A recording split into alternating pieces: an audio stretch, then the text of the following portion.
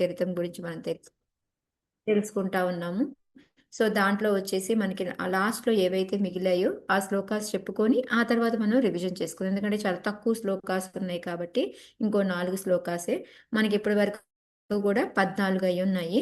So ఇందులో ఏంటంటే మనకి వృషభదేవు ఏ విధంగా 1 నుంచి 3 వరకు కూడా మనం చూసుకున్నామంటే ఆయన ఎలాంటి లక్షణాలతో ఆయన పుట్టాడు అనేది, ఆయన్ని చూసి వాళ్ళందరికీ కూడా అంటే ఒక సమదర్శిలాగా ఉండడము, ఒక మంచి శక్తివంతంగా ఉండడము, ఒక మంచి గ్లో ఉండడము, ఇవన్నీ కూడా చూసి అందరికీ ఉన్న వాళ్ళ మనుషులు అక్కడ ఉన్న వాళ్ళందరికీ ఏమనిపించింది, ఇతనే మాకు రాజు అని అనిపించింది అనమాట వాళ్ళందరికీ కూడా. సో ఆ తర్వాత ఆయన వాళ్ళ తండ్రి పేరు ఎవరు, రిషభదేవి యొక్క తండ్రి పేరు ఎవరు? నాభి మహారాజ్. నాభి మహారాజ్. సో నాభి మహారాజ్ ఏంటంటే ఆయన యొక్క లక్షణాలన్నీ చూసి అతనికి ఋషభదేవ్ అని పేరు పెడతాడు. ఎందుకంటే అతను అందరికన్నా మానవుల్లో కన్నా ఉత్తముడు అనేసి, అంటే బెస్ట్ ఆఫ్ ద హ్యూమన్ అనమాట అది. సో ఆ విధంగా ఆయనకి ఆ వృషభుడు అనేసి పేరు పెడతాడనమాట. ఆ తర్వాత సేమ్ మనకి రిపీట్ అవుతుంది. ఎలా అయితే ఇంద్ర ఏ విధంగా అయితే మనకి అక్కడ గోవర్ధన లీల, అక్కడ వర్షం ఎక్కువ, ఆయనతోటి ఈర్ష్యతోటి వర్షాన్ని ఎక్కువ కురిపిస్తాడు. ఇక్కడ ఏంటంటే వీళ్ళందరూ చెప్పుకోవడము ఇతని గురించి, ఓ ఇప్పుడు ఇతను రాజు అవుతాడు, రాజు అయిన తర్వాత బాగా చక్కగా పరిపాలిస్తే తర్వాత స్వర్గాధిపతి కూడా అవుతాడు అనే భయంతో ఆ వర్షం లేకుండా ఆ ప్రాంతానికి చేస్తాడనమాట. సో ఎప్పుడైతే అలా చేశాడో భగవంతుడికి యోగమాయ ద్వారా ఆయన చక్కగా అక్కడ వర్షం కురిపించుకుంటాడనమాట. ఆ తర్వాత మనకి మిగతా నెక్స్ట్ వచ్చేసి శ్లోకాస్ అన్ని కూడా నాభి ఏంటంటే ఇంకా యోగమాయ వలన తన తన కొడుకు, సొంత కొడుకు అంటే ఒక వాత్సల్య ప్రేమ అనేది ఎక్కువతోటి అతను దేవాది దేవుడు అనేది మర్చిపోయి, సో అతను ఒక కొడుకులాగా పితృవాత్సల్యంతో ఎంతో చక్కగా అతన్ని పెంచుకుంటూ వస్తాడు. అంతేకాకుండా ఆ తర్వాత ఎప్పుడైతే ఆయన రెడీగా అయిపోయాడో దాని తర్వాత అతనికి రాజ్యాన్ని అప్పచెప్పేసి, ఆ రాజ్యాన్ని కూడా ఎలా అప్పచెప్పడు, బ్రాహ్మణుల చేతుల్లో పెట్టాడు ఇతన్ని. మీరే సరిగ్గా చూసుకోండి నా కొడుకుని, మీ పాలనలో అంటే మీ యొక్క సలహాలతోటి ఆయన రాజ్యాన్ని పరిపాలించుకోవాలి అని చెప్పేసి పెట్టేసి వీళ్ళిద్దరూ కూడాను నాభి అను భార్య పేరేంటి, నాభి యొక్క భార్య పేరేంటి? మేరుదేవి. మేరుదేవి. ఎస్ ఎస్ మా. సో మేరుదేవి ఇద్దరూ కలిసి ఎక్కడికి వెళ్తారు? బద్రికాశ్రమం కదా మాతాజీ. బద్రికాశ్రమం. సో ఎవరిని కొలుస్తారు అక్కడ? నారాయణ విష్ణుమూర్తిని. ఇవి టకటకా రావాలి మనకి. నరనారాయణ, బద్రికాశ్రమం నరనారాయణ. సో వెళ్తారు, ఆ తర్వాత చక్కగా తపస్సు చేసుకుంటారు ఇద్దరు. ఆ తర్వాత ఆయన వైకుంఠానికి వెళ్ళిపోతాడు అనేసి మనకు అక్కడ వస్తుంది అనమాట. ఆ తర్వాత మనకి ఈయన ఏ విధంగా పరిపాలించాడు, వృషభదేవుడు ఎంత ఒక ఉదాహరణగా అందరికీ కూడా నిలిచాడు అనేది మనకు వస్తూ ఉంటుంది. సో అతనికి అస్వతంత్రుడు, అతని ఏమి అంటే స్వతంత్రుడు కానీ ఇక్కడ దివ్య శరీరంతో వస్తాడు, అయినప్పటికీ కూడా ఒక సాధారణ మానవుడిలాగా ఆయన జీవించడము, ఇవన్నీ కూడా మనము చెప్పుకున్నాం అనమాట. సో ఇప్పుడు 15వ శ్లోకంలో ఏం చెప్తున్నారు అనేది మనం చూద్దాం. యత్యచ్చీర్షణ్యాచరితం తత్తదనువర్తతే లోకః. సో అతను చాలా చక్కగా పరిపాలించాడు అని చెబుతూ, ఎందుకు అలా పరిపాలించాడు ఒక సామాన్య మానవుడి లాగా అంటే ఈ శ్లోకం చెప్తుంది అనమాట. ఎవరైనా చదువుతారా? ఆన్లైన్. హరే కృష్ణ. హరే కృష్ణ మాతాజీ. చదవండి మాతాజీ, జయశ్రీ మాత చదవండి.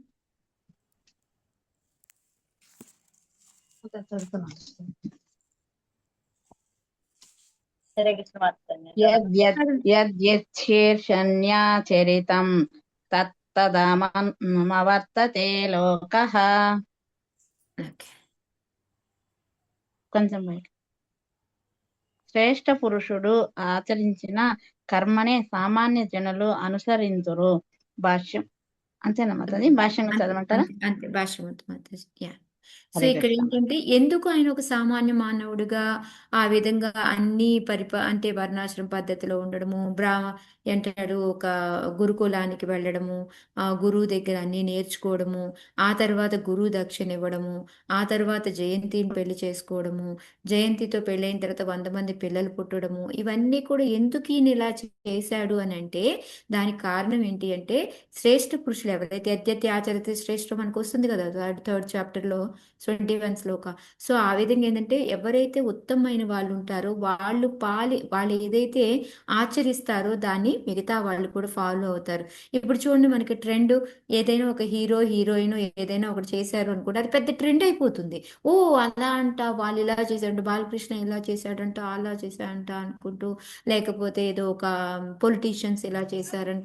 వాళ్ళు ఏంటి ఫేమస్ వాళ్ళు కనుక అలా చేస్తే దాన్ని మామూలు వాళ్ళు ఆటోమేటిక్గా అనుసరిస్తారనమాట. అందుకే మనకి మనకి మనకి అందుకని చెప్తారు, ఇప్పుడు మన పిల్లలు ఏమన్నా చెయ్యాలి అంటే మనం వాళ్ళ ముందుండి మనం ఏం చేయాలి, మనం చేసి చూపిస్తూ ఉండాలి. మనం ఏం చేస్తాము, ఒరే మీరు చదువుకుంటారా అంట, మనం టీవీ పెట్టుకొని చూస్తుంటాం. అప్పుడు వాళ్ళు ఎలా చదువుతారు, వాళ్ళ ముందు మనం కూడా చదవడము. లేదా ఇప్పుడు మనము ఒక ఏమంటారు, ఉదయాన్నే లేస్తాము, మనం ప్రసాదం అంటే ఎట్లాగా దేవుడికి పెట్టిన తర్వాతే మనం తినాలి, ఎలా తినాలి, ఇవన్నీ మనం రోజు చేస్తూ ఉన్నాం అనుకోండి, అప్పుడు పిల్లలకి అలవాటు అవుతుందా లేదా? సో అది అవుతుంది ఏంటి, మాట్లాడు. అలవాటు అయిపోతుంది. సో ఎప్పుడు అదే చెప్తారు, ఏమంటే అది ఒక కష్టమైన హ్యాబిట్ అయినా కూడా 21 రోజులు కొంచెం బలవంతంగా మనకి బలవంతం చేసి దాన్ని పాటించడం మొదలు పెట్టాం కదా, అది ఒక అలవాటులాగా అయిపోతుంది. ఆ 22వ రోజు ఏంటి, అది చెయ్యకపోతే మనం ఉండలేము ఆ పని. సో ఆ విధంగా ఏంటంటే ఆ శ్రేష్ఠ పురుషులు చేసిన దాన్ని మనం ఆచరిస్తూ ఉంటాం. అందుకని వాళ్ళు చేసి చూపిస్తూ ఉంటారనమాట మనకి. ఇప్పుడు చైతన్య మహాప్రభు ఎందుకు రావాలి ఆయన భక్తుడిగా? ఒక భక్తుడిగా ఉంటే ఎలా ఆనందపడొచ్చు, ఏ విధంగా ఉండొచ్చు అనేది ఆయన చేసి చూపించారు. సో ఇప్పుడు అది మనకి ఈజీ అనమాట ఫాలో అవ్వడము. సో అది ఇక్కడ మనకి ప్రపాదుల వారు కూడా మనకి కింద అదే చెప్తున్నారు అనమాట. ఎందుకు అంటే ఆయన ఒక వేదోపదేశాలన్నీ కూడా ఆయనకి చక్కగా తెలుసు. సో అందుకని ఏంటంటే మనకి ఈ బ్రాహ్మణుల దగ్గరికి వెళ్ళి, ఒక బ్రాహ్మణులు కానీ వాళ్ళ దగ్గర, బ్రాహ్మణులు అంటే వైష్ణవులు ఎవరైనా సరే, అది ఎవరైతే ఒక వాళ్ళు వేదోపదేశాలు బాగా తెలుసుంటాయో వాళ్ళ దగ్గరికి వెళ్ళి మనం ఏం చేయాలి, ట్రైనింగ్ తీసుకోవాలి. ఎలా అయితే ఒక బ్రాహ్మణ శిక్షణ అంటే, ఎలాగ ఒక బ్రాహ్మణుడు అంటే వేదాలు నేర్చుకోవడము, వాటిని పాటించడము, ఇవన్నీ కూడా మనం అది చాలా అవసరం మనకి అని ప్రపాదులు వారు చెప్తూ ఉన్నారనమాట. సో ఇంకా మనకి బ్రాహ్మణులైనా గొప్ప, మిగతా వాళ్ళు కాదా అంటే, ఏ వర్గం వాళ్ళు ఆ వర్గం గొప్పే.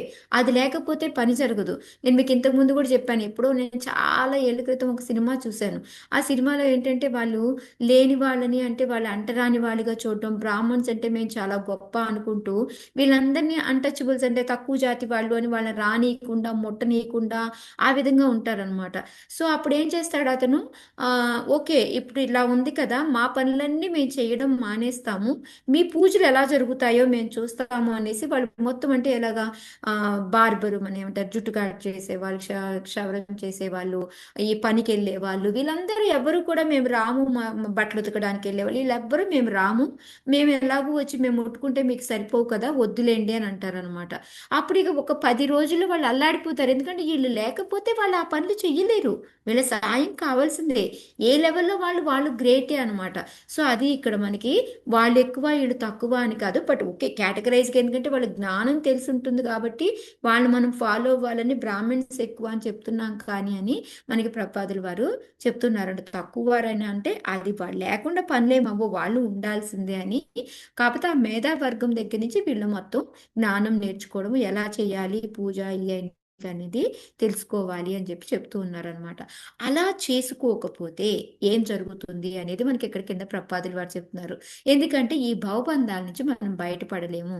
ఓకే నాకు వచ్చిందే నేను చేసుకుంటాను అంటే, ఎందుకంటే వాళ్ళు మన జ్ఞానమా తెలియదు, వేదాలా చదవలేదు.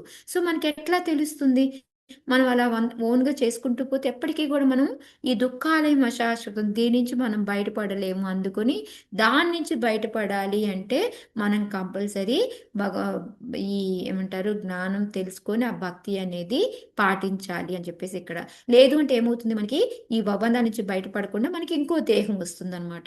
ఆ దేహంతో మళ్ళీ మనం బాధలు పడాల్సిందే. అందుకని మనకి ఈ భౌతిక దేహం మళ్ళీ మళ్ళీ వస్తూనే ఉంటుంది. దాన్ని అందుకని అంటారు దేహభృత్, అలా లేకపోతే దేహి అంటాం అనమాట ఈ శరీరాన్ని మనము అని ప్రపాదులు వారు చెప్తున్నారు. సో అందుకని మనం దీని నుంచి బయటపడాలి అంటే ఒక్కటే ఏంటంటే, మంచి మంచి వాళ్ళు మహాజనులు లాంటి వాళ్ళు, ఏమంటారు భాగవతం, పరమ భాగవతులు లాంటి మహాభాగవతులు లాంటి వాళ్ళు, వీళ్ళందరూ కూడా ఏమేమి చేస్తున్నారో వాటిని మనం కూడా ఆచరించాలి. కాకపోతే ఏం చేయాలి, ఆచరించాలి కానీ అనుకరించకూడదు. సో అది ఎప్పుడు మాతో చెప్తారు, మీకు గుర్తుందా? ఏంటి అనుకరణకి అనుసరించాలి గాని ఆచరణకి తేడా అనుకరించొద్దు. అనుకరించుకోవడం. అనుసరించాలి గాని అనుకరించొద్దు. హరే కృష్ణ. ఏంటి తేడా ఏంటంటారు అనుకరణకి అనుసరణకి? అంటే వాళ్ళు చెప్పింది చేయాలి మాతాజీ, కానీ వాళ్ళు చేసింది మనం చేయలేము. హరే కృష్ణ. అంటే అదే ఇమిటేట్ అనుకరణ. చేయకూడదు, ఇమిటేట్ చేయకూడదని కదా మాతాజీ. ఇమిటేట్ చేయకూడదు. ఎస్ మదర్, ఇమిటేట్ చేయ అనుకరణ అంటే ఇమిటేట్ చేయడం అనమాట. అంటే ఎగ్జాంపుల్ మనకి ఎప్పుడు ప్రపాదులు వారు ఏం చెప్తారు, శివుడు గనక ఆ ఏంటి ఏమంటారు, అలహలం ఆ, అలహలం మింగేయడం. ఆలాహలం కాదు మాతాజీ, ఏంటిది వాళ్ళ గరణం గరణం పండక్కి గరణం తాగుతుంటారు కదా మాతాజీ, ఏంటిది గంజాయి మాత గంజాయిది, అది బంగు తాగుతుంటారు మన బంగు శివరాత్రి బంగు రోజు. బంగు ఆ బంగు అది బంగు కావాలి అని బంగు తాగుతారు చూడండి, అదే ఎందుకంటే గంజాయి శివుడు బంగు తాగాడు గంజాయి కాబట్టి. మాతాజీ. ఆ గంజాయి శివుడు తాగాడు కాబట్టి మేము కూడా తాగొచ్చు అనేసి దాన్ని వాళ్ళు ఏదో పెద్ద గొప్పగా తాగుతూ ఉంటారు. సో అలా అనుకరణ చేయకూడదు. అలా అని ఆయన విషం తాగాడుగా మరి అలా తాగొచ్చుగా, తాగుతారు ఎవరన్నాను? తాగట్లేదు కదా. తాగి సో చచ్చిపోతారు అందుకని కదా. అనుకరణ చేయకూడదు, అనుసరించాలి అనేది మనకి ఇక్కడ ప్రపాదుల వారు చెప్తూ ఉన్నారు అనమాట. Okay, next 16. యద్యపి స్వవిదితం సకలధర్మం భ్రామం గుహ్యం బ్రాహ్మణైర్దర్శిత మార్గేణ సామాదిభిరుపయర్జన తామనుసా తామనుశాస శశాస. హరే కృష్ణ. మరి చదవాలని. చదవండి. హరే కృష్ణ. యద్యపి స్వవిదితం సకల ధర్మం బ్రాహ్మ్యం గుహ్యం బ్రాహ్మణై సదర్శిత మార్గేణ సమాధి విరుపాయే జనతా తామనుశాసస. అనువాద భాషము శ్రీ ప్రపాద వాచ. జై. సకల ధర్మ సమాచారమును కలిగినట్టి రహస్యమైన వేద జ్ఞానమును ఎరిగినప్పటికీ వృషభదేవుడు క్షత్రియుని వలనే వర్తించుచు శమ దమ తితిక్షాదులను కూర్చిన బ్రాహ్మణుల ఉపదేశములను అనుసరించెను. ఆ విధముగా వర్ణాశ్రమ ధర్మమును అనుసరించి అతడు ప్రజలను పాలించెను. బ్రాహ్మణులు క్షత్రియులకు ఉపదేశం ఇవ్వగా క్షత్రియులు అంతటా వైశ్యులు శూద్రుల ద్వారా దేశపాలనం చేయవలనని ఆ వర్ణాశ్రమ ధర్మము ఆదేశించును. Hare Krishna. Thank you Mata. Hare Krishna, thank you మత. సో ఇక్కడ వీళ్ళేంటి, మనకి భగవంతుడికి తెలియని నాలెడ్జ్ అనేది ఉందా ఇక్కడ? అయినప్పటికీ కూడా ఆయనకి అన్నీ తెలిసినప్పటికీ కూడా ఆయన ఏం చేశాడు, ఒక క్షత్రియుడిలాగే బ్రాహ్మణులు ఏం చెప్పారో వాళ్ళని, అది బ్రాహ్మణులు ఎందుకు వాళ్ళ ఉపదేశాలను అనుసరించారు అంటే శమ దమ తితిక్షాదులను కూర్చున్న, అంటే ఎలాంటి బ్రాహ్మణులు, వాళ్ళకి శమ దమ తితిక్ష అంటే ఏమంటారు, తితిక్ష అని ఓర్పు ఓర్పు ఓర్పు మాత. ఓర్పు. సో ఇలా వాళ్ళందరూ అలాంటి లక్షణాలన్నీ మనకి కనుక బ్రాహ్మణ్స్కి ఏ లక్షణాలు ఉండాలి అని భగవద్గీతలో కూడా మనకి 18 చాప్టర్లో వస్తుంది, 17th వస్తుంది మనకి. సో అలాంటి లక్షణాలన్నీ కలిగిన బ్రాహ్మణుల దగ్గర వాళ్ళ ఉపదేశాలని అనుసరించాడు అనమాట. ఎందుకంటే వాళ్ళు క్వాలిఫైడ్ కాబట్టి వాళ్ళు ఏం చెప్పారో దాని ప్రకారంగా నాకు తెలుసు, నేను ఇలా చేస్తాను నీకు అనేసి అట్లా ఏం చేయలేదు ఆయన. నేను క్షత్రియుడిలాగే ఉంటాను, భగవంతుడే అప్పటికి వచ్చినప్పటికీ కూడా నేను క్షత్రియుడిలాగే ఉంటాను. ఆయన వర్ణాశ్రమ పద్ధతి ప్రకారంగానే వాళ్ళు బ్రాహ్మణులు చెప్పింది క్షత్రియుడు చెయ్యాలి.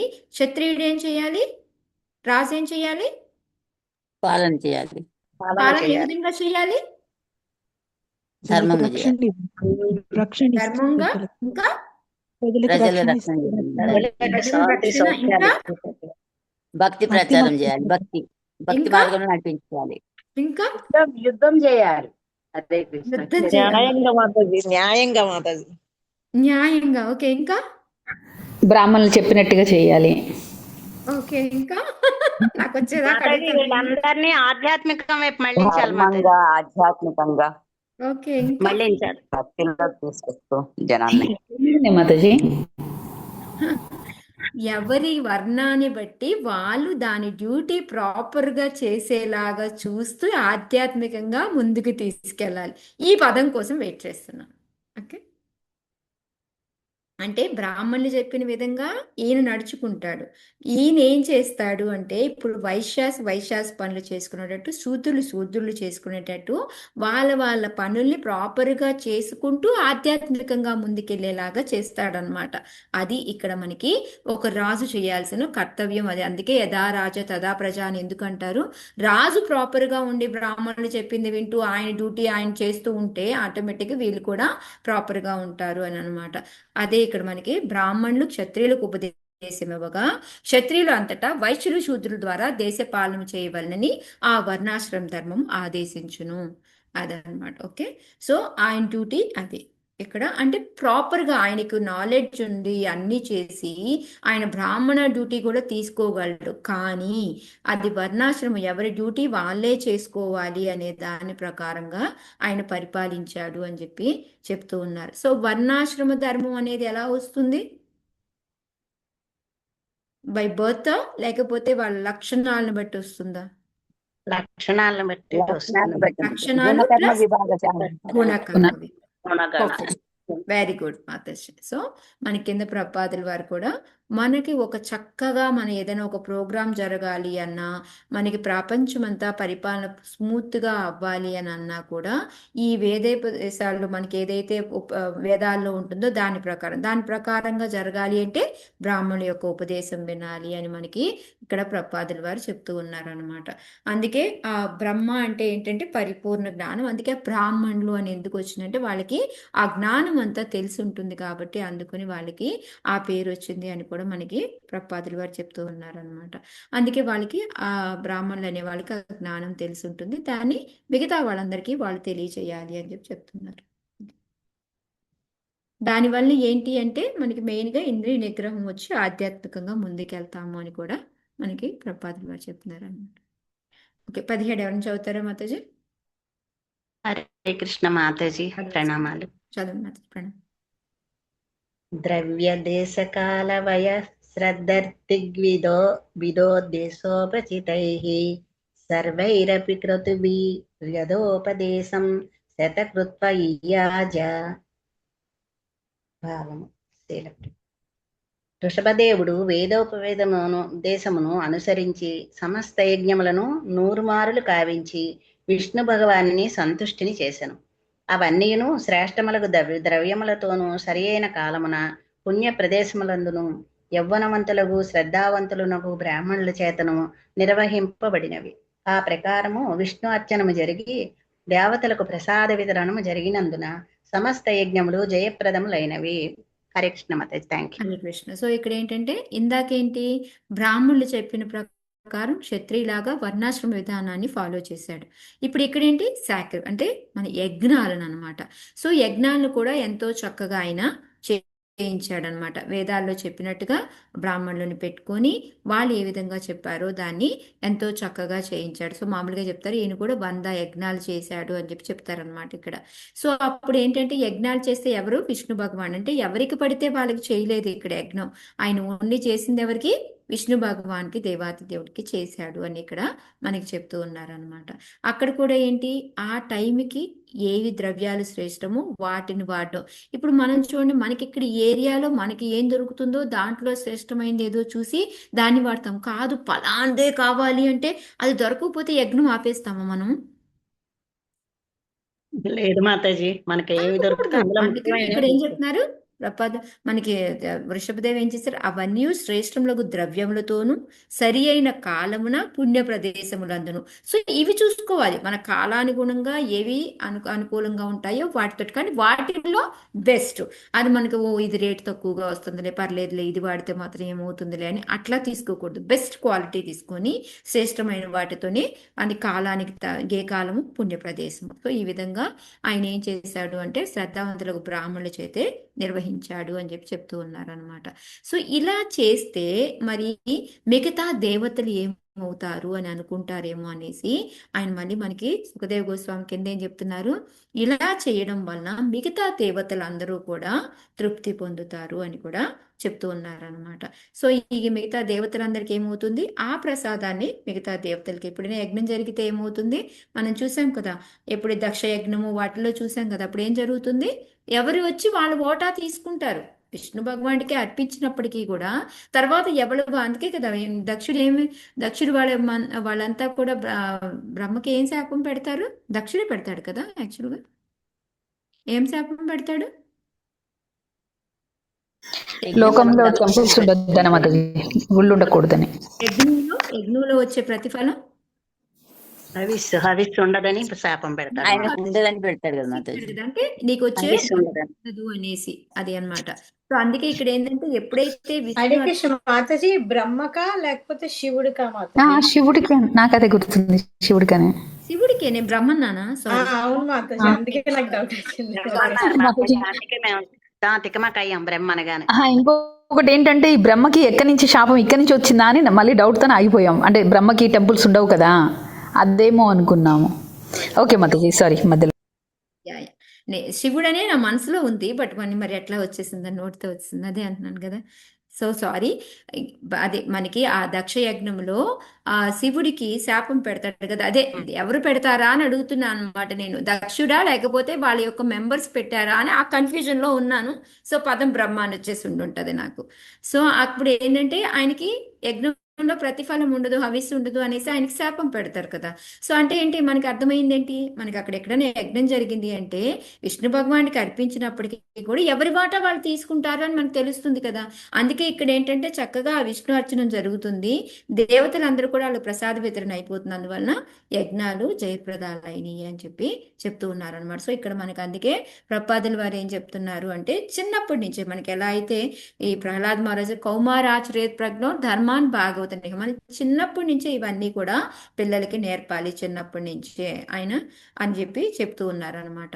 సో ఇదంతా ఎందుకు అంటే మిగతా వాళ్ళు కూడా నేర్చుకొని యాజ్ ఇట్ ఈస్ గా చెయ్యాలి అని చెప్పేసి మెయిన్ అనమాట. అందుకనే ఈ బాల్యం నుంచే కూడా మనము పిల్లలందరికీ వీటిని నేర్పాలి, వీటిలో శిక్షణ ఇవ్వాలి అని ప్రపాదుల వారు నొక్కి నొక్కి మరి మనకి చెప్తున్నారు. అంతేకాకుండా మెయిన్ గా ఇంకోటి ఏంటి అంటే మనం ఎవరికి పూజించాలి అనేది కూడా మనకి తెలియాలి అని చెప్పి చెప్తూ ఉన్నారు అనమాట.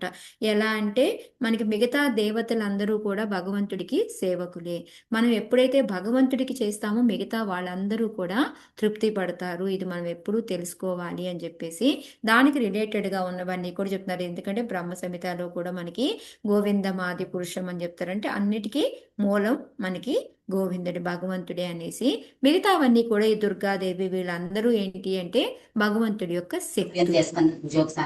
అందుకని మనం కూడా ఏంటి అంటే ఆ గోవిందుడు కాకుండా మనం మిగతా వాళ్ళందరినీ ఏంటంటే మనం ఆయనతో అటాచ్మెంట్ తో పూజ చేస్తాము. అంటే ఎట్లా చెప్పొచ్చు అంటే ఒక పదం, ఆ మనం డైరెక్ట్ గా దేవతల్ని పూజ చేయం, బట్ భగవంతుడితో రిలేటెడ్ గా మనం పూజ చేస్తాం. ఇప్పుడు ఎట్లా అంటే శివుడు అంటే మనం ఏం చెప్పుకుంటాము, మనకి మంచి భక్తుడు, సో ఆయనలాగా మనకి భక్తి కలగాలి, నీలాగా మాకు కూడా భక్తి ఇవ్వు అని ఆ విధంగా ప్రే చేస్తాం. కానీ డైరెక్ట్ గా మనము శివుడికే చేసి ఇంకా నువ్వే మొత్తము నాకు అంతా నువ్వే చెయ్యాలి అది అది అని ఉండదు అనమాట. సో అది ఇక్కడ మనకి ప్రపాదుల వారు చెప్తున్నారు. మనం వాళ్ళకి రెస్పెక్ట్ ఇస్తాం, గౌరవం అనేది ఇస్తాం, కానీ డైరెక్ట్ గా వాళ్ళనే పెట్టుకొని మనం పూజ చేయము. అందుకే మనకి ఎక్కువగా ఆల్టర్లో ఏముంటాయి మనకి అంటే మామూలుగా చూస్తే ఓవరాల్ గా చూస్తే మనకి శివుడు అందరూ ఉంటారు, బట్ కానీ ఎక్కడైనా వైష్ణవుల దగ్గరికి కనుక మనం భక్తుల దగ్గరికి వెళ్ళామనుకోండి, వాళ్ళందరికీ ఓన్లీ మనకి ఆ భగవంతుడికి రిలేటెడ్ ఏవైతే ఉంటాయి, నరసింహస్వామి అంటే ఇట్లాగే ఇవే ఉంటాయి, వెంకటేశ్వర స్వామి ఇట్లాగే ఉంటాయి. ఎందుకు అంటే మనకి ఏకలేశ్వర కృష్ణ ఆరసభృత్య అందరికీ ప్రభు ఎవరు అంటే కృష్ణుడే, మిగతా వాళ్ళందరూ కూడా సేవకులే అని చెప్పేసి మనకి శ్లోకం చెప్తాను. నేను ఎప్పుడు కూడా వాళ్ళని గౌరవించాలి, వాళ్ళకి ఆ పోస్ట్ వచ్చింది అంటే ఇప్పుడు ఫర్ ఎగ్జాంపుల్ చూడండి, నాకు ప్రధానమంత్రి తెలుసు, నన్ను రమ్మన్నాడు అంటే కింద చేసే పనులు వాళ్ళందరినీ నేను రెస్పెక్ట్ ఇవ్వక్కర్లేదనా, మీతో నాకు పని లేదు అనా, వాళ్ళకి రెస్పెక్ట్ ఇవ్వాల్సిందే. బట్ కానీ ఏంటంటే నాకు డైరెక్ట్ కాంటాక్ట్ తెలుసు కాబట్టి నేను డైరెక్ట్ గా వెళ్తున్నాను, అంతేకాని వీళ్ళంతా ఏమీ లేదు, ఒక వాల్యూ లేదు, నేను వీళ్ళని ఏమీ చేయక్కర్లేదు, వీళ్ళని పట్టించుకోక్కర్లేదు అని కాదు. వాళ్ళు కనపడినప్పుడు వాళ్ళకి ఇచ్చే రెస్పెక్ట్ వాళ్ళకి ఇవ్వాల్సిందే. బట్ కానీ నాకు ప్రైమ్ మినిస్టర్ తెలుసు కాబట్టి అలాగే మన కృష్ణుడితో సంబంధం ఏర్పరచుకొని మనం డైరెక్ట్ గా ఉంది, అలా అని ఈ మధ్యలో చేసే దేవతలందరూ ఏమి పనికిరారు అని కాదు, వాళ్ళకి ఇవ్వాల్సిన రెస్పెక్ట్ మనము వాళ్ళకి ఇవ్వాల్సిందే. అది మనం ఎప్పుడు కూడా గుర్తుపెట్టుకోవాలన్నమాట. ఓకే, 18th శ్లోకం కానీ చదువుతారా? నేను చదివాను మాతాజీ. సో 16 శ్లోకాలు వచ్చేసి ఆయన బ్రాహ్మణుడు చెప్పినట్టుగా చక్కగా రాజ్యపాల వర్ణాశ్రమ విధానంగా పరిపాలించాడు. 17లో వచ్చేసి యజ్ఞాలన్నీ కూడా చక్కగా బ్రాహ్మణుల చేత చేయించడం అదన్నీ కూడా చేశాడు అనమాట. 18లో ఏమవుతుందో చూద్దాం మనం. भगवत्तर्षभेण परिरक्ष्यमाण एतस्मिन् वर्षे न कश्चन पुरुषो वाञ्छत्य विद्यमानमिवात्मनोऽन्यस्मात् कथञ्चन किमपि कर्हि चेद् अवेक्षते भर्तर्यनुसवनं विजृम्भितस्नेहातिशयमन्तरेण. ఎవ్వరునూ ఆకాశ పుష్పము వంటి వానిని పొందగోరరు, అటువంటి వానిని అస్తిత్వము లేదని వారెరిగి ఉందురు. వృషభదేవుడు ఆ భారతవర్షమును ఈ పాలించినప్పుడు పాలించినప్పుడు సామాన్యులైనను ఎవ్వడునూ దేనిని అడగలేదు, ఎవ్వడునూ ఆకాశ పుష్పమును కోరడు కదా. అనగా ఎల్లరునూ పూర్ణ సంతుష్టులై ఉన్నందున దేని కొరకైనా ఇంకొకని యాచించే అవసరమే కలుగలేదు. ప్రజలు రాజు పట్ల విశేషానురాగము కలవారేరి ఆ అనురాగము నిరంతరము వృద్ధి చెందిన కారణమున దేనిని యాచించుటకును వారు సమ్మతింపలేదు. హరే కృష్ణ. థ్యాంక్ యూ మాతాజీ. హరే కృష్ణ. ఓకే, ఒక చిన్న ఎగ్జాంపుల్ చెప్తాను మాతాజీ మీ అందరికీ. ఇప్పుడు మనకి బాగా మంచి క్లోజ్ ఫ్రెండ్ అట్లా ఉందనుకోండి, మనం వాళ్ళ ఇంటికి వెళ్తాము. కొంచెం ఫెసిలిటీస్ లేకపోయినా, అంటే చాలా మటుకు ఫెసిలిటీస్ ఉంటాయి, బట్ ఏదైనా కొంచెం చిన్న అటు ఇటు ఏమైనా అయినాయి అనుకోండి, మనం పట్టించుకుంటామా? ఎక్కడా పట్టించుకోకూడదు. మామూలుగా అడుగుతున్నాను మాత, జనరల్గా అడుగుతున్నాను నేను. మరి అంటే క్లోజ్ ఫ్రెండ్ కదా మాతాజీ, ఏదో అడ్జస్ట్ అవుతాం ఆ అసలు మాత్రంలో కూడా. పట్టించుకోం, అసలు ఎందుకంటే పట్టించుకోం.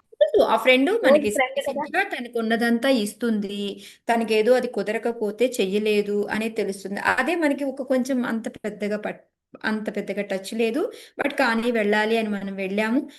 మనకు ఏంటంటే మనం చూసినా పెద్దగా పట్టించుకోరు, వాళ్ళు ఏమీ చేయరు, కానీ అలాంటి వాళ్ళ దగ్గరికి వెళ్ళాము, కొంచెం ఒడిదుడుకులు ఉన్నాయి అనుకోండి, దాన్ని మనం సీరియస్ గా తీసుకుంటామా లేకపోతే ఏం చేస్తాం అప్పుడు? అప్పుడు వాటిని సీరియస్ గా తీసుకు, ఇప్పుడు ఎలా క్లోజ్ ఫ్రెండ్ దగ్గర ఉన్నామో అలా ఫ్రీగా ఉండగలుగుతామా మనం? ఫ్రీగా ఉండలేం మాతాజీ, ఫ్రీగా ఉండలేం. అయితే వాళ్ళు ఎన్ని పెట్టినా ఎన్ని చేసినా వాళ్ళ క్లోజ్ ఏంటంటారు ఫ్రెండ్ దగ్గర తేడా? ఉన్నట్టు వీళ్ళ దగ్గర ఉండలేం. ఏంటి తేడా అంటారు? అక్కడ మనస్సు అంతే. అక్కడ ఏంటంటే కలవడం, వాళ్ళ మనస్సు మన మనస్సులు కలవడం అంతే. ఇక్కడ ఏం ఫ్రెండ్షిప్. చెప్తున్నారు అంటే, వృషభదేవుడు ఎలా చూసుకున్నాడు అంటే, అంత ఆప్యాయంగా అంత వాళ్ళకి ఏం కావాల్సిందో వాళ్ళకి అమరుస్తూ ఉన్నాడు అనమాట. సో అందుకని వాళ్ళకి ఇంకోటి అడగాల్సిన అవసరం లేదు. ఒకవేళ ఏమైనా చిన్న ఒడిదుడుకులు ఉన్నప్పటికీ కూడా ఆయన ప్రేమ ముందు వాళ్ళకి ఇవి అడగాలనిపించలేదు ఇంకా. చాలు, దీంతో తృప్తి పడిపోయారనమాట. అంటే వాళ్ళకి కావలసినవన్నీ ఫెసిలిటీస్ని వాళ్ళు అడక్క ముందే అందిస్తూ అంత రెడీగా ఉంచాడనమాట. అది ఇక్కడ మనకి. అందుకే ఆకాశ పుష్పం అని ఎందుకు అన్నారంటే, ఆకాశం నిజంగా పుష్పాలు పూస్తాయా? పుయ్యవు కదా. పూసినా అందవు అందవు. సో అలాంటి గొంతెమ్మ కోరికలు అవేమీ లేవు, ఎందుకంటే వాళ్ళకి కావాల్సినవి ఆయన అందిస్తూ ఉన్నాడు కాబట్టి ఒక అడగాల్సిన అవసరమే రాలేదు. అది అన్నమాట ఇక్కడ మనకి మీనింగ్. అంటే వాళ్ళని ఎంతో బాగా చూసుకున్నాడు.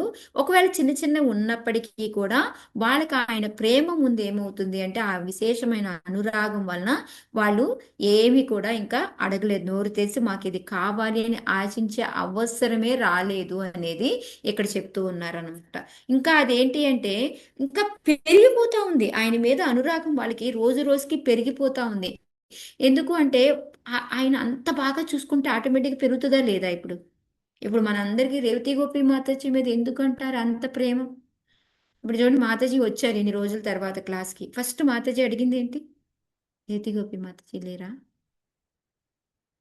ఎందుకంటే ఆ చూపించే ప్రేమ అది ఇలా ఉంటుంది కాబట్టి ఆటోమేటిక్గా ఏంటంటే మనకి అవే గుర్తొస్తూ ఉంటాయి. ఇంకా మిగతావేవో అడుగుతాము, మాతాజీ ఇచ్చారా లేదా, తెచ్చారా లేదా, ఇవన్నీ ఉండదన్నమాట. అదే ఇక్కడ ఆయన ఏంటంటే ఈ ఎగ్జాంపుల్ ఇది దేనికి అంటే, వాళ్ళు సంతృప్తి చెందేలాగా ఎంతో బాగా చూసుకున్నాడు ప్రజలందరినీ అనేసి. కావాల్సిన టైంలో యజ్ఞాలు చేశాడు, సో వర్షాలు అన్నీ కూడా బాగా పడతాయి. ఇంద్రుడు కురిపించకపోయినా ఆయనే కురిపించేసుకున్నాడు.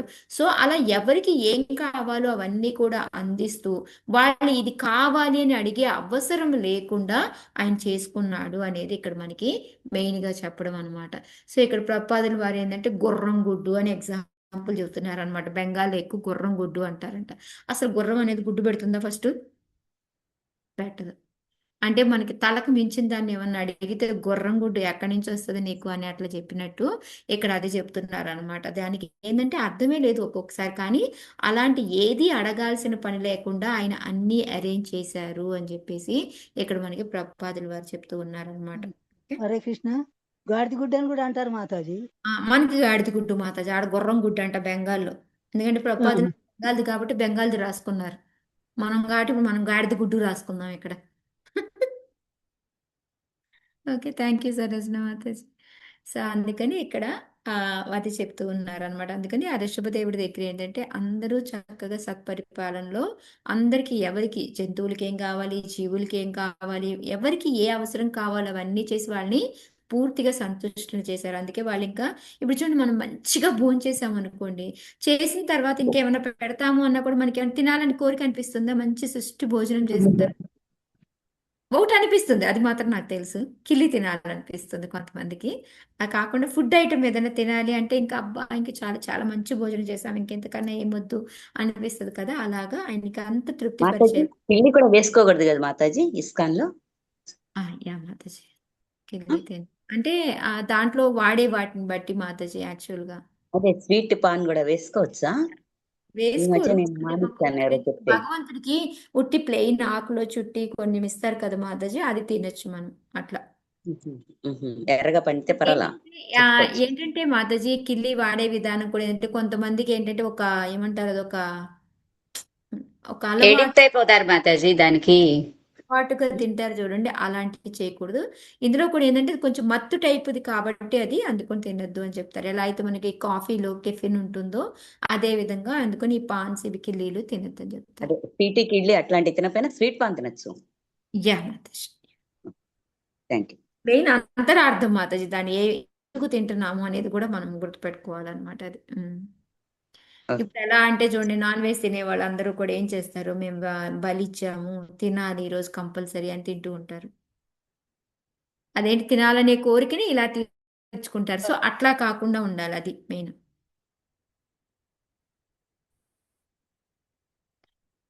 సో ఇక్కడ ఏంటంటే ప్రభుపాదుల వారు ఏం చెప్తున్నారు అంటే మనకి ఎప్పుడైనా సరే ఆ ఈ ఇప్పుడు మనం ప్రజల మీద దుఃఖంగా ఉన్నాము అంటే అది పరిపాలన బాగలేకపోతేనే, దానికి ప్రభుత్వ ఉద్యోగులే నిందనీయులవుతారు అని చెప్పి చెప్తున్నారు. అంటే మనకి రాజకీయ నాయకులు, ప్రభుత్వంలో చేసేవాళ్ళు వీళ్ళంతా బాగలేకపోతేనే మనం బాధపడతాం. అదే రాజు మంచిగా ఉండి మంచిగా చేస్తే ఎవరికి కూడా ఈ విధంగా ఉండదు, దోషపదేవి లాగా పరిపాలిస్తే అనేది మనకి ఇక్కడ ప్రభుపాదుల వారు చెప్తూ ఉన్నారు అనమాట.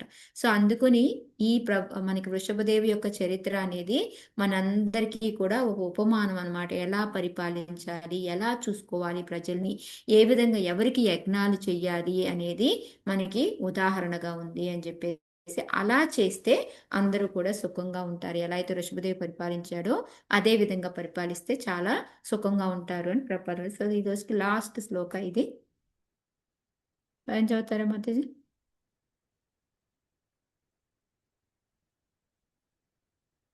హరే కృష్ణ. హరే కృష్ణ. హరే కృష్ణ. చదవండి సుందర మాతాజీ.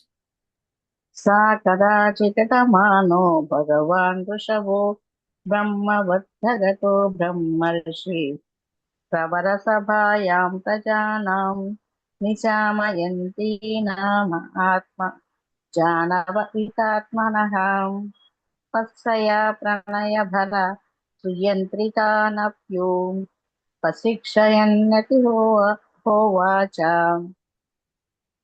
ఒక మారు ఋషభదేవుడు ప్రపంచ పర్యటన గావించుచు బ్రహ్మవర్తమనేది ప్రాంతమున చేరెను. అచ్చట ఒక బ్రాహ్మర్షుల సభ జరుగుతుండగా రాజపుత్రులందరూ బ్రాహ్మణోపదేశము శ్రద్ధగా ఆలకించిరి. ఆ సభ యందు ఋషభదేవుడు ప్రజల సమక్షమున తన పుత్రులకు బోధ చేసెను. ఆ పుత్రులందరూ చక్కని ఆచరణ కలిగిన వారు, భక్తులు, యోగ్యులు అయినప్పటికీ భవిష్యత్తులో చక్కగా ప్రపంచ పాలన చేయు రీతిగా అతడు వారికి ఉపదేశము కావించి ఇట్లు పలకసాగెను. హరే కృష్ణ. నెక్స్ట్ చాప్టర్ గురించి అన్నమాట. సో ఇక్కడ ఈ బ్రహ్మవర్త ఎక్కడన్నా మాతాజీ ఎవరికైనా గుర్తొచ్చిందా? బ్రహ్మవర్త పురాణం అని ఉంటది కదా మాతాజీ? ఉంటది కానీ బ్రహ్మవర్త ప్లేస్ స్వయంభూ మను పరిపాలించిన ప్లేస్ పేరేంటి?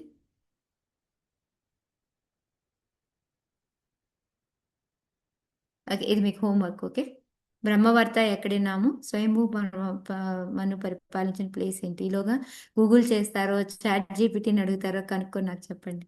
ఓకే, సో ఈ బ్రహ్మవర్త ప్లేస్కి ఏంటంటే ఋషభదేవ్ ప్రపంచ పర్యటన చేసుకుంటూ అక్కడికి వెళ్ళాడు అనమాట. అక్కడికి వెళ్తే అక్కడ ఏం జరుగుతుంది, అందరూ కూడా బ్రహ్మర్షులు అంటే వాళ్ళన్న బ్రహ్మర్షులు అంటే ఏంటి మీనింగ్?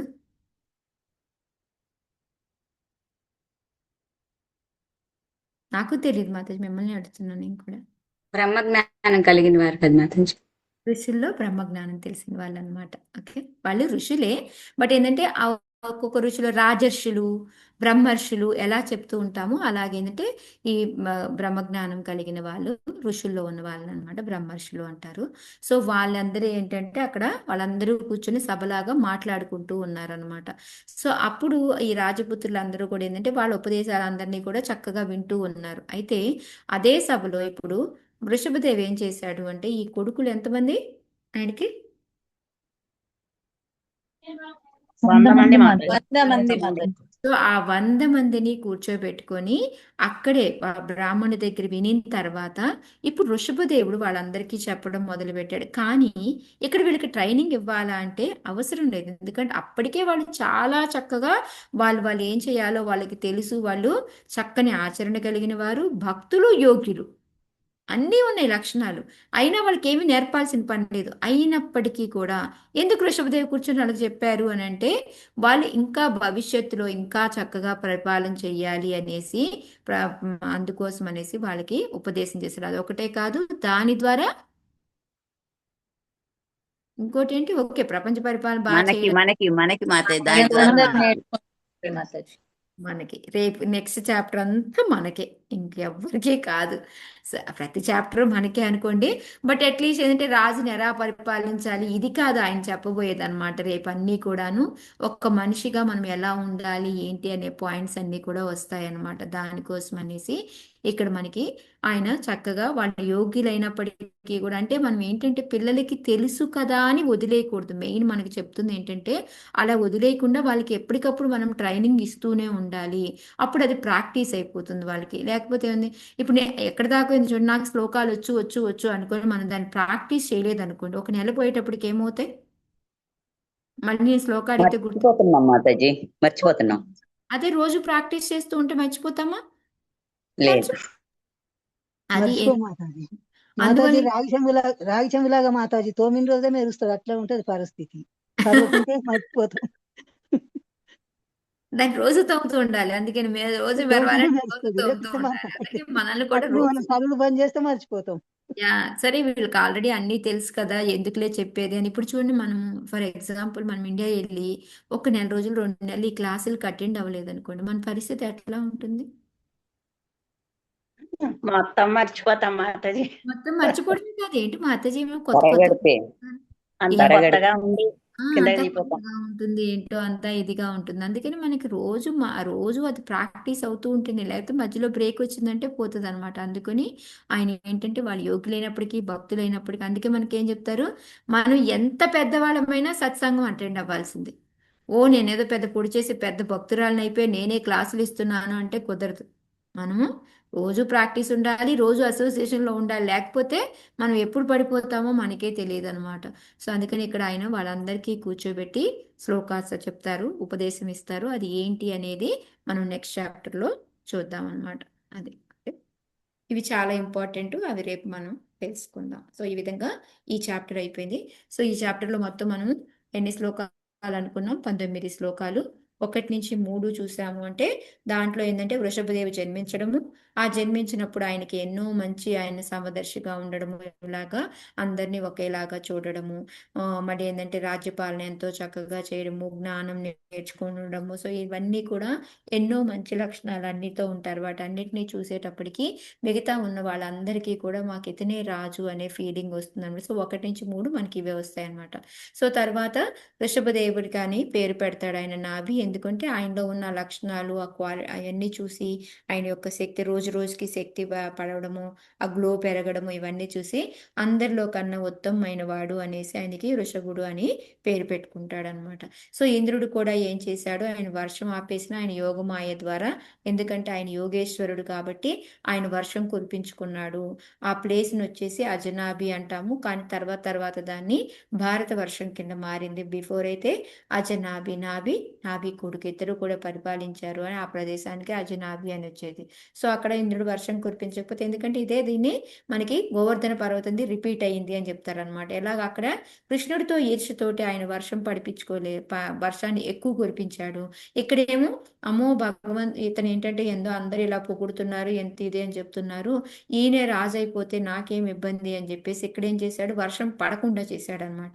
సో అప్పుడు ఏంటంటే పంటలు పండవు. సో అందరూ కూడా రాజు మీదే చెప్తారు కదా, ఏదైనా అవ్వకపోతే రాజు సరిగ్గా ఏమీ యజ్ఞాలు చేయట్లేదు, అందువల్ల ఏదైనా సరిగ్గా చూసుకోలేదు అంటారు. కాబట్టి అట్లా వచ్చింది అనుకొని అతను వర్షం కురిపించకపోతే భగవంతుడే ఆ ప్లేస్ లో అంతా కూడా వర్షం కురిపించుకొని పంటలు పండేలాగా అందరినీ అది చేసుకుంటాడు అనమాట. సో ఆ తర్వాత ఏంటి అంటే మనకి 4 నుంచి 7 శ్లోకాల వరకు కూడా మనం చూసాము అంటే దాంట్లో వచ్చేసి నాభి ఏంటి అంటే ఆయన గురించి వస్తుంది అనమాట. నాభికి ఏంటంటే అందరూ ఆ పుత్రవాత్సల్యం చాలా ఎక్కువైపోతుంది. ఎందుకంటే యోగమాయ ద్వారా ఆయన ఎలా అయితే యశోదమయ్య, నందబాబా కానీ బృందావనంలో ఉన్న వాళ్ళందరికీ కానీ కృష్ణుడు ఎదురుగా అన్ని లీలలు చేస్తున్నప్పటికీ కూడా వాళ్ళందరూ ఏ రోజన్నా భగవంతుడు అనుకున్నారా ఆయన్ని? అనుకోలేదు మాతాజీ. ఎందుకు అనుకోలేదు? ఎందుకంటే ఆ యోగమాయ ఏదో ఒకటి. ఎందుకంటే మన అందరికీ తెలిసి ఎప్పుడైతే ఆయన మట్టి తిన్నప్పుడు మొత్తం యశోదమయ్యకి ఏం చూపిస్తాడు భగవంతుడు? బ్రహ్మాండాన్ని అన్ని లోపాలు అని చూపిస్తాడు. కానీ మళ్ళీ ఆమె కళ్ళు పడిపోతుంది, లేచి చూసేటప్పటికి ఆమెకి ఏమైనా గుర్తుంటాయా? మాయ. ఏం గుర్తుందో మళ్ళీ యోగమాయ మళ్ళీ. హరే మొత్తం కృష్ణ. మర్చిపోయింది. ఎందుకంటే యోగమాయ. ఎందుకంటే భగవంతుడికి ఆ ప్రేమ కావాలి. ఇప్పుడు మనకి ఏదైనా హయ్యర్ పొజిషన్ ఉన్నారని తెలిస్తే కొంచెం మనం రెస్పెక్ట్ ఇస్తాము, ప్రేమ తగ్గుద్ది, రెస్పెక్ట్ ఎక్కువ అవుతుంది. సో అందుకని ఆయనకి అది వద్దు. అందుకోసమని ఆ విధంగా సేమ్ ఇక్కడ కూడా ఏంటంటే నాభి వాళ్ళకు కూడా వాళ్ళకి యోగమాయ వలన వాళ్ళు అమితమైన పిత్రోత్సాహంతో వత్స తండ్రి అని పిలుచుకుంటూ ఆయన్ని చక్కగా పెంచుకుంటారు. కానీ పెంచుకున్న కొన్ని రోజులకి ఆయనకి రియలైజ్ అవుతుంది అనమాట, ఓ నేనేం చేస్తున్నాను ఇక్కడే, ఎందుకు ఇన్ని రోజులు ఉంటున్నాను, నా కొడుకు ఆల్రెడీ లైన్లో ఉన్నాడు కదా, నేనెందుకు ఇక్కడే ఉండిపోవాలి అని చెప్పేసి అతను వెంటనే రాజ్యాన్ని వృషభదేవికి అప్పచెప్పి బ్రాహ్మణుడి చేతుల్లో పెట్టేసి ఇంకా మీరే చూసుకోండి మా వాడిని అని చెప్పేసి వాళ్ళు వెంటనే వాళ్ళ భార్యతో పాటు మేరుదేవితోటి ఆయన బద్రికాశ్రమం వెళ్ళి అక్కడ నరనారాయణుడికి పూజలు చేసుకొని అక్కడి నుంచి వస్తాడు. సో ఇక్కడ మనకి నేర్చుకోవాల్సింది ఏంటి అంటే వాలంటరీ రిటైర్మెంట్. దానికి ఒక టైం అనేది ఉంటుంది, అది మనం తీసుకోవాలి ఇన్ని రోజులకి అని. ఇప్పుడు ఎలా చూడండి, మనం 90 ఏళ్ల వరకు ఉంటాము. ఓకే, 90 ఏళ్ళు. ఇప్పుడు కూడా ఏం చూస్తాము టీవీలో, హాయిగా రకరకాల ఛానల్స్ చూసుకుంటూ ఉంటాము. ఇంట్లో వాడిని ఇది వండలేదు, నాకు అది వండలేదు, ఇది పెట్టు, ఈ కూర పెట్టావు, నేను తిన్నాను తెలుసు కదా. నాకు ఇట్లాగే మా నాన్నమ్మ ఒక ఆమె ఉండేదన్నమాట. ఈ మధ్య రీసెంట్గానే చనిపోయింది, 2 years అయింది. అంతకుముందు ఏంటంటే నేను ఎప్పుడు వెళ్ళినా కూడా మీకు చెప్పాను కూడా చాలాసార్లు ఎగ్జాంపుల్, నన్ను ఏంటో దేవుడు తీసుకుపోవట్లేదే, నేను ఎక్కడంటే నిన్న ఎందుకు కృష్ణారామ అనుకుంటూ ఉండే, ఆయన ఎప్పుడు తీసుకెళ్ళాలో అప్పుడు తీసుకెళ్తాడులే పో అని చెప్పేదాన్ని అనమాట. అయితే ఎప్పుడు అదే అనేది, నాకు ఈ కూర ఇష్టం ఉంటుంది కదా, అయినా ఎందుకు ఉంటావు? ఓకే, అంటే చూడండి ఇప్పుడు మనం 90 ఏళ్ల వరకు మనం తింటూనే ఉన్నాము. ఇంకా ఏంటంటే రుచులు ఇంకా మనకి అంటే అది ఎన్నాళ్ళు తిన్నాము ఇంకా చాలు, దీంట్లో ఏముంది అనే రియలైజేషనే రాకుండా నాకు ఇది వండి పెట్టు, నాకు అది తినాలనుంది, ఇది తినాలనుంది అని. అట్లాగే ఫర్ ఎగ్జాంపుల్ చూడండి, మనకి ఇప్పుడు 24/7 షాప్స్ ఉంటున్నాయి. ఇంతకుముందు 24/7 షాప్స్ ఉండేవి అసలు ఫస్ట్ షాప్లే చాలా తక్కువ, ఎక్కడో ఒక కొట్టు ఉండేది మనకు ఉంటే కనుక. సో అలాంటిది లేకపోయినా మనం బతకలేదా? బ్రతికాం మాతాజీ. అప్పుడే మంచిగా బ్రతికాం అసలు. మంచిగా బతికాం. ఓకే, ఇప్పుడు మరి అవి వచ్చాయి, కానీ ఇప్పుడు నాకు షాపుకి జనాలు వస్తున్నారు కదా అని 24/7 లైన్లో పెట్టి నువ్వు కష్టపడాలా? మనం వాలంటీర్లీ లేదు, నా షాప్ ఇంతే, నేను 8 నుంచి సాయంకాలం 10 వరకే ఉంటాను, ఆ తర్వాత ఎంతమంది ఉన్నా లేదు మీరు బయటికి వెళ్ళండి అని 2 సార్లు పంపించాం అనుకోండి, 3వ సారి వస్తారా వాళ్ళు? రారు కదా. ఇలా వాలంటీర్ రిటైర్మెంట్ మనం తీసుకోవాలి. బాధ్యతలు నెవర్ ఎండింగ్ వస్తూనే ఉంటాయి మనకి. ఇదైపోతే ఇది, ఇదైపోతే అది. ఇప్పుడు పెళ్లి చేస్తాము, పెళ్లి చేస్తే పిల్లలు అంటారు, పిల్లల తర్వాత ఇంకోటి ఇంకోటి ఇంకోటి. ఇప్పుడు మా అమ్మ మా నాన్న చూస్తున్నారు అనుకోండి, అయిపోయింది, ఓకే, ఒక మనవరాలు పెళ్లి చేసి మనవడి పెళ్లి, మనవడి పెళ్లి అయిపోయినా అమ్మ పిల్లోడికి ఎవరైనా పుడితే బాగుండు, ఆ పిల్లోడు పుడితే వాళ్ళకి చేయించాలి. ఇది ఇంకా ఇంకా ఈ బాధ్యతలు అనేది నెవర్ ఎండింగ్. నేను ఇంతవరకే చేస్తాను, నా ఇద్దరు పిల్లలు పెళ్ళిళ్ళు చేశాను, వాళ్ళకి పిల్లలు పుట్టారు, వాళ్ళు వాళ్ళు చూసుకుంటారు అని వదిలేయాలి మనం. కానీ అది కూడా నా బాధ్యత అనుకుని వేసుకుంటే దానికి రిటైర్మెంట్ ఎప్పుడు ఇంకా? సో ఇది మెయిన్ లెసన్ అనమాట. నాభి దగ్గర నుంచి మనం నేర్చుకోవాల్సింది ఏంటి అంటే, వాలంటీర్ రిటైర్మెంట్ మనం సెట్ చేసుకొని మనం తీసుకోవాలి, ఫోర్స్ఫుల్గా అయినా సరే. అంతేకాని ఆ బాధ్యతలు అయిన దాకా అంటే బాధ్యతలకు నెవర్ ఎండింగ్, అది మాత్రం డౌట్ లేదనమాట. అది ఇక్కడ మనకి నాభి ద్వారా నేర్చుకోవాలి. ఆయన ఎలాగైతే నా కొడుకు రెడీగా ఉన్నాడు, మనకి ఇలా చాలా ఎగ్జాంపుల్స్ చూస్తాం, ముందంతా కూడా ఎంతో మందిని చూసాం అనమాట. సో ఆ విధంగా అది మెయిన్గా ఒక లెసన్ మనం ఇందులో నేర్చుకోవాల్సిందే. సో ఇప్పుడు ఏంటంటే మిగతా వాళ్ళందరూ అలాగా నాభి వెళ్ళిపోవడము, చక్కగా వాలంటీర్ రిటైర్మెంట్ తీసుకోవడము, ఆ బద్రికాశ్రమం వెళ్ళడము, అక్కడ పూజ చేయడము, వైకుంఠం వెళ్ళడము జరిగితే, ఇంక ఇక్కడ ఉన్న వాళ్ళందరూ కూడా బ్రాహ్మణులు అందరూ కూడా చెప్పుకుంటున్నారనమాట. ఇతనికి భక్తి ఎక్కువ, ఎంతో చక్కగా పరిపాలన కూడా ఎంత బాగా చేయాలో అంత బాగా చేశాడు, అందువల్లే భగవంతుడే కొడుకుగా పుట్టాడు, ఈయన ఎంతో గొప్పవాడు అనుకుంటూ ఉంటే, ఇంకా కొంతమంది ఏమన్నారు, ఏం కాదు కాదు అలా కాదు, అతను బ్రాహ్మణులను ఎంతో బాగా రెస్పెక్ట్ ఇచ్చి వాళ్ళకి కావాల్సినవన్నీ చూసుకుంటూ ఉన్నాడు, దానికోసం అనేసి భగవంతుడే ఆయనకి పుట్టాడు అని చెప్పేసి ఈ విధంగా ఆయన నాభిని, ఆయన యొక్క భక్తి అయితే ఏమి, పరిపాలన అయితే ఏమి, బ్రాహ్మణుని వాళ్ళని చూసుకునే విధానం అయితే ఏమి, వాళ్ళకి సేవలు చేసే విధానం అయితే ఏమి, దాన్ని పొగుడుతూ మనకి 6-7 శ్లోకాలు చెప్తారనమాట. సో ఇక్కడ మనకి అదైపోతుంది. తర్వాత 8 నుంచి మనకి 19 శ్లోకాల వరకు కూడా ఋషభదేవుడు ఏ విధంగా పరిపాలించాడు, ఏ విధంగా అందరికీ ఉదాహరణ రీతిగా ఉన్నాడు అనేది మనకి చెప్తూ ఉంటారనమాట. సో ఫస్ట్లో ఏంటి అంటే మనకి 8వ శ్లోకంలో ఏంటంటే ఋషభదేవు చక్కగా గురుకులంలోకి వెళ్ళడము, ఆ గురువు దగ్గర నుంచి విద్య అంతా నేర్చుకోవడము, ఆ తర్వాత గురువుకి దక్షిణ ఇవ్వడము, ఇవన్నీ కూడా చేస్తాడనమాట. ఆ తర్వాత పెళ్లి వయసు వస్తుంది, ఆ తర్వాత పెళ్లి చేసుకుంటాడు జయంతిని ఎవరు అంటే ఇంద్రుడే ఇస్తాడు. సో జయంతిని పెళ్లి చేసుకున్నాక వాళ్ళకి 100 మంది పిల్లలు పుడతారు. ఆ 100 మందిలో కూడా ఒక 10 మందే భరతుడు ఫస్ట్ వాడు, తర్వాత 9 మంది ఏంటి అంటే మంచి పక్కా క్షత్రియులు అని చెప్పొచ్చు అనమాట ఈ 10 మంది. ఆ తర్వాత 90 మందిలో నవయోగేంద్రాస్ వాళ్ళు మహాభాగవతులు అనమాట. వాళ్ళందరూ కూడా మనకి 11వ క్యాంటోలో మనకు వస్తారు, వాళ్ళ గురించి మనకి. సో అది మనం మళ్ళీ అప్పుడు నేర్చుకుందాము. సో వాళ్ళు ఏ విధంగా ఏమంటారు రాజ్యాన్ని సారీ సో వాళ్ళు ఏ విధంగా రాజ్యాన్ని పరిపాలించారు ఏంటి అనేది, సారీ సో వాళ్ళు ఏ విధంగా రాజ్యాన్ని పరిపాలించారు.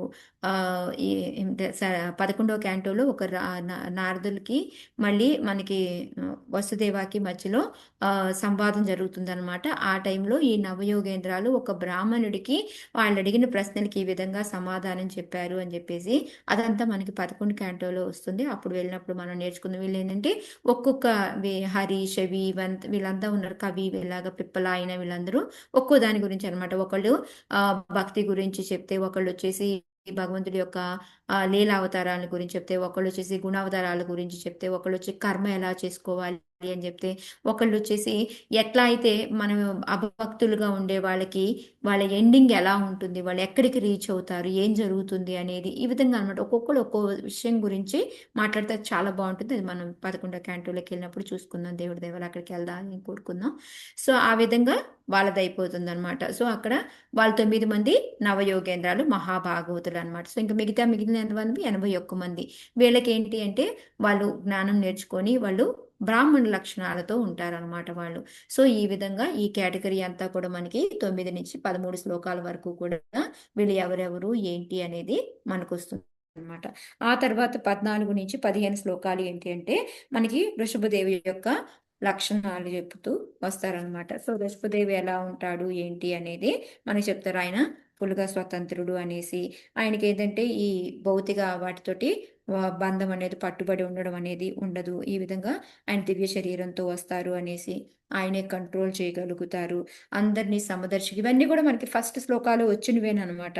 సో ఈ విధంగా ఆయన మొత్తం అన్ని కూడా అందరితోటి ఫ్రెండ్లీగా స్నేహితుడిలాగా ఉంటారు, శ్రేయోభిలాషలాగా ఉంటారు అని, అందరి మీద దయతో ఉంటారు అనేసి ఈ విధంగా.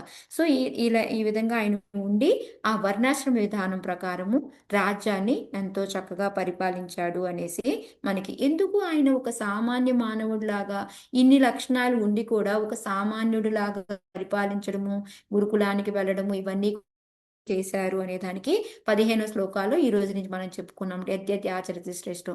సో ఎవరైతే ఉన్నతమైన వాళ్ళు చేస్తారో వాటిని మిగతా వాళ్ళు ఫాలో అవుతారు కాబట్టి దానికోసం ఆయన అందుకని ఆ రాజ్య పరిపాలన ఎలా చేయాలి, ఏం చేయాలి అనేది చూపించారు. సో అవి ఏమేం చూపించారు అనేది మనకి 16వ శ్లోకంలో వచ్చేసి ఆయన చక్కగా బ్రాహ్మణులు చెప్పిన విధంగా రాజ్య పరిపాలన చేయడం అనేది చేశారు అని చెప్తారు. మనకి 17వ శ్లోకంలో వచ్చేసి యజ్ఞాలు, అది కూడా భగవంతుడికి అర్పించడం, దేవతలకి వాళ్ళ యొక్క ప్రసాదం వితరణ చేయడం వల్ల యజ్ఞాలు ప్రతిఫలించినవి అనేసి అది చెప్పారు. 18వ శ్లోకంలో వచ్చేసి ప్రజలకు ఏం కావాలో అంటే అవసరమైన వాటిని అందిస్తూ వాళ్ళకి ఏం కావాలో చూసుకుంటూ వాళ్ళు కూడా ఆయన చూస్తే ఎంత బాగా వృద్ధి చెందేలాగా అంత బాగా చూసుకున్నారు అని చెప్పి చెప్తారనమాట. సో ఈ విధంగా ఈయన ఒక ఎగ్జాంపుల్ లాగా ప్రజల్ని ఎలా పరిపాలించాలి, ప్రజల్ని ఎలా చూసుకోవాలి ఇవన్నీ కూడా మనకి చేసి చూపించారనమాట. ఆ తర్వాత లాస్ట్ శ్లోకాలు ఏంటంటే బ్రహ్మవర్త అనే దగ్గర కలుసుకున్నారు వీళ్ళంతా కూడా. అక్కడ ఏం జరుగుతుంది, బ్రహ్మవర్తలో బ్రహ్మర్షులు అందరూ కూర్చొని సభ చర్చించుకుంటూ ఉన్నారు. సో వాళ్ళు పిల్లలందరినీ కూడా కూర్చోబెట్టి వృషభదేవ్ వాళ్ళందరికీ ఉపదేశం ఇస్తూ ఉన్నాడు. అది ఏంటి అనేది నెక్స్ట్ శ్లోకాల్లో నేర్చుకుంటాం. సో మనకి మెయిన్గా టేక్ అవే పాయింట్స్ మనం నేర్చుకోవాల్సినవి ఏంటి అయ్యా అంటే మనం ఎప్పుడు కూడా ఆచరించి చూపించాలి. మనం ఎవరికైనా ఒక ఎగ్జాంపులరీగా ఉండాలి, ఉదాహరణగా ఉండాలి. అంతేకాని మనం ఇప్పుడు చూడండి మనకి ఎంతో మంది ఉంటారు, అందరు చెప్పినవి కూడా సక్సెస్ అవ్వు, కొంతమంది చెప్పినవే సక్సెస్ అవుతాయి. ఎందుకు అంటే వాళ్ళు ఆచరించి చేసి చూపిస్తారు కాబట్టి అది చాలా ఈజీగా అర్థమవుతుంది. సో వాళ్ళు కూడా దాన్ని ఫాలో అవుతూ ఉంటారు అనమాట. అందుకని ఆ విధంగా ఎలా అయితే నాభి కానీ వృషభదేవి కానీ ఏ విధంగా అయితే ఒక ఉదాహరణగా చేసి చూపించారో వాటన్నిటిని కూడా మనము చెయ్యాలి అనమాట. సో మన పిల్లల్ని కూడా వృషభదేవుడి నుంచి నేర్చుకోవాల్సింది అంటే మనం చిన్నప్పటి నుంచి పిల్లల్ని ట్రైన్ చేయాలి. వాళ్ళకి అన్ని చెప్పడము చెయ్యడము అనేది చెయ్యాలి అనేది ఇంకోటి అనమాట. అలాగే ఎవరైతే పెద్దవాళ్ళు ఉన్నారో బ్రాహ్మణులందరికీ కూడా రెస్పెక్ట్ ఇస్తూ వాళ్ళందరికీ గౌరవం ఇస్తూ వాళ్ళందరినీ బాగా చూసుకోవాలి అనేది చెప్తున్నారనమాట. ఇంకోటి సాక్రిఫైస్, యజ్ఞాలు అంటే ఆ రోజుల్లో చేసేవారు. ఇప్పుడు మనం చేయాల్సింది ఏంటి మరి? సంకీర్తన యజ్ఞం, నామ సంకీర్తన. సంకీర్తన మనం సంకీర్తన యజ్ఞాలు చేసుకోవాలి. సో దీన్ని మనం చూసుకొని ఒకే రోజు నేను ఈ టైంలో చాంటింగ్ చేసుకుంటాను, ఇలా ఒక పర్ఫెక్ట్ టైం మనకి పెట్టుకొని మనం అది ఫాలో అవుతూ ఉండాలన్నమాట. ఆ విధంగా అదే కాకుండా మనం వర్ణాశ్రమ ధర్మం ప్రకారంగానే ఉంటే మనం ముందుకు ఆధ్యాత్మికంగా ముందుకు వెళ్ళగలుగుతాం. సో వర్ణాశ్రమ ధర్మం అంటే ఏంటంటే బై బర్త్ కాదు, మన గుణ కర్మ విభాషక దాన్ని బట్టి అనేది చూసుకోవాలి. సో మెయిన్గా మనం ఆచరించి పక్క వాళ్ళకి చూపించాలి అనేది ఒక లెసను. మనం ఇంకో ఏంటి అంటే మనం ఎలా అంటే ఒక ఫ్యామిలీలో అయితే ఏమి, ఒక బ్రహ్మచర్యంలో అయితే ఏమి, సన్యాసం తీసుకోవడంలో అయితే ఏమి, భక్తిలో అయితే ఏమి, అందరికీ కూడా మనం ఒక ఉదాహరణగా ఉండాలి అనేది నాభి నుంచి వృషభదేవి నుంచి మనం నేర్చుకునే లెసన్స్ అనమాట ఈ చాప్టర్లో. హరే కృష్ణ.